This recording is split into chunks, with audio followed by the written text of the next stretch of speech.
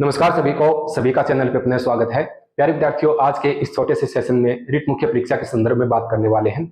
जैसा कि आप लोगों को ज्ञात है कि तृतीय श्रेणी शिक्षक भर्ती का जो आयोजन होना है वो 17 से 21 जनवरी 2026 को होना है। इसमें काफी लंबा समय अंतराल अभी पड़ा है तैयारी करने वाले बच्चों के लिए। लेकिन सबसे बड़ी दुविधा यह है कि आखिरकार ये भर्ती कितने पदों पर आयोजित होने वाली है। कभी तो कवायद थी कि ये 7,500 पदों पर भर्ती जो है इसका आयोजन होगा। अभी अपने पास सूचना यह है कि 10,000 पदों पर तृतीय श्रेणी शिक्षक भर्ती का आयोजन किया जाएगा। क्या डीपीसी का कार्य पूरा होने के बाद में पदों में और बढ़ोतरी हो सकती है? इसी के संदर्भ में आज के इस सेशन में अपने बात करने वाले हैं। सबसे पहले अपने बात करें तो यहाँ पर आप एक चीज देखिए, अब तक कुल पात्र जो अभ्यर्थी हैं अभी तक दोनों लेवल के मिलाकर के फर्स्ट लेवल और सेकंड लेवल के यानी रिट 2022 तक के जो अभ्यर्थी हैं वो 8 लाख से ऊपर अभ्यर्थी ऐसे हैं जो यहाँ पर क्वालिफाई हैं रिट मेंस के लिए। और अभी जो पात्रता परीक्षा का आयोजन हुआ है तो उसमें से और अभ्यर्थी 2024 वाली जो पात्रता परीक्षा हुई है उसमें उत्तीर्ण होकर और अभ्यर्थी इसमें सम्मिलित होने वाले हैं। तो 10,000 पद, अगर यहाँ पर 10,000 ही पद मात्र आते हैं तो ये कंपटीशन काफी टफ होने वाला है। यहाँ पर अदर स्टेट का भी यहाँ पर कुछ दिया गया है, उसको आप देखिए। अभी जो भर्ती झारखंड में निकाली गई है वो 26,000 पदों पर है, लेकिन वहां पर अभ्यर्थियों की संख्या सिर्फ 5 लाख है। मध्य प्रदेश में 10,758 पदों पर भर्ती है, लेकिन अभ्यर्थी सम्मिलित होने वाले अभ्यर्थी जो है वो 4 लाख है। अपने 10,000 पदों का सरकार आयोजन करना चाहती है, लेकिन 10 लाख से अधिक उम्मीदवार इसमें शामिल होने वाले हैं। तो कितना बड़ा एक कंपटीशन हो सकता है, आप खुद इस चीज को देख सकते हैं। उसके बाद में ये आंकड़े आप लोगों ने देख लिए होंगे कि अब तक जो उम्मीदवार हैं वो 8 लाख से ऊपर ऐसे उम्मीदवार हैं जो पहले से ही पात्र हैं, एलिजिबल हैं रिट मेंस के लिए। अब अपने देखते हैं कि यहाँ पर अपनी जो परीक्षा है उसका आयोजन होने वाला है 17 से 21 जनवरी 2026। ठीक है, तो तैयारी करने वाले बच्चों के लिए काफी समय है। अगर वो 0 लेवल से भी कोई अभ्यर्थी तैयारी करना चाहता है शुरुआत से भी, तो भी काफी समय इसमें अभी बाकी है।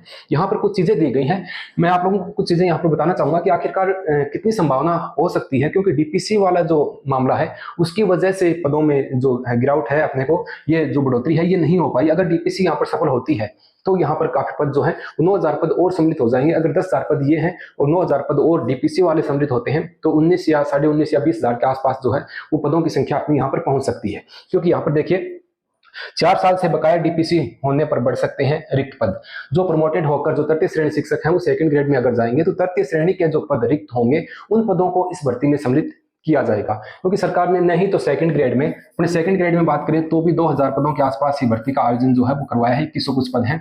और स्कूल व्याख्याता की बात करें तो 2,000 के आसपास ही वहां पर पद यहाँ पर दिए गए हैं। तो एक छोटी छोटी भर्तियां पहली बार मैंने देखी हैं कि इतने छोटे पदों पर भर्ती, शिक्षक भर्ती का आयोजन करवाया जा रहा है। बाकी मुझे नहीं लगता कि 6,000 से नीचे कभी सेकंड ग्रेड का जो आयोजन हुआ है। यहाँ पर पहली बार 2,000 इसमें है, 2,000 स्कूल व्याख्याता में है। यहाँ पर भी 10,000 में से 10 लाख अभ्यर्थी यहाँ पर सम्मिलित हो रहे हैं। तो ये काफी बड़ा एक कंपटीशन यहाँ पर हो जाता है। सरकार इसके संदर्भ में अपने सेकंड ग्रेड और फर्स्ट ग्रेड में पदों की बढ़ोतरी को लेकर के एक अन्य सेशन में अपनी बात करने वाले हैं। यहाँ देखिए, यदि राज्य सरकार चाहे तो तृतीय श्रेणी शिक्षक भर्ती के लिए प्रस्तावित रिक्त पदों की संख्या में बढ़ोतरी हो सकती है। ठीक है, दरअसल पिछले 4 साल से तृतीय श्रेणी से सेकंड ग्रेड पदों पर डीपीसी नहीं होने के कारण लेवल 1 और लेवल 2 के रिक्त पदों की संख्या कम है।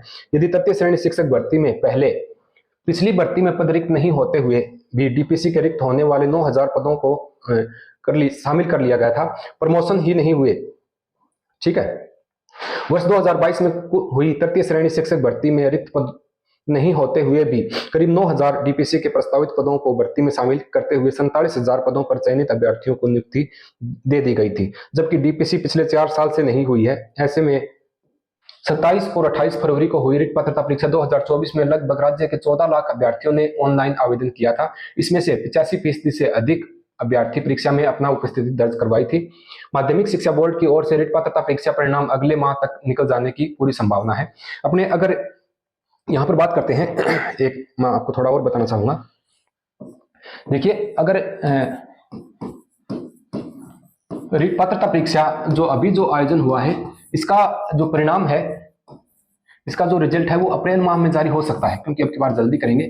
तो अप्रैल माह में अगर प्रिंट में भी लगभग 2 लाख अभ्यर्थी जो है वो नए यहाँ पर सम्मिलित हो सकते हैं। तो यहाँ पर जो अभ्यर्थी पहले 8 लाख जिनकी संख्या है उनकी संख्या 2 लाख प्लस और करते हैं अपने, तो यहाँ पर 10 लाख उम्मीदवार हो जाते हैं। अब यहाँ पर आप देखिए, अगर डीपीसी होती है तो पदों में बढ़ोतरी जो है वो अपने यहाँ पर संभव है। पदों में बढ़ोतरी हो सकती है, क्योंकि अभी सरकार ने ये कहा है कि 10,000 पदों पर हम भर्ती का आयोजन कर सकते हैं। पहले मैंने आपको एक वीडियो में ये भी कहा था कि या तो 10,000 पदों पर या 7,500 पद जो है पहले इसकी कवायद चली, या 14,600 कुछ पद भी मैंने आप लोगों को बताए थे कि इतने पदों पर भी भर्ती जो है उसका आयोजन हो सकता है। तो अभी जो 10,000 की कवायद चल रही है इसमें भी बढ़ोतरी होने वाली है पदों में। आप निश्चित रहें इस चीज से, अपनी तैयारी में लगे रहें, क्योंकि कम से कम 15,000 से नीचे तो पद नहीं आने वाले हैं। 15,000 या 15,000 से ऊपर ही पद अपने को यहाँ पर इस भर्ती में देखने को मिलेंगे। संभव हुआ डीपीसी हो जाती है तो 20,000 के आसपास भी पदों में बढ़ोतरी करके विज्ञापन जो है वो जारी यहाँ पर किया जा सकता है। तो इस हिसाब से अपने देखें तो डीपीसी का मामला अभी अटका हुआ है।